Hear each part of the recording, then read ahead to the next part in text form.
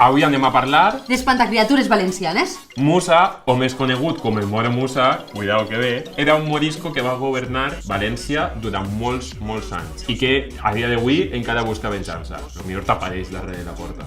L'home del sac era un nòmada que viatjava entre poble i poble per tot el territori. I si trobava algun xiquet o xiqueta sols al carrer, se'ls carregava el sac i se'ls emportava.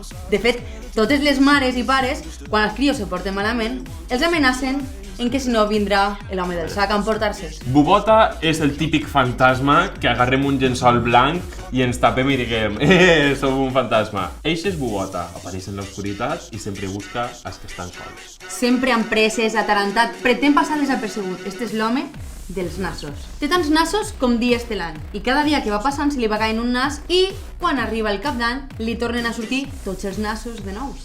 I arribarà l'oloreta de tots els llocs, eh? I vosaltres es coneixíeu? Coneixeu la nostra mitologia popular?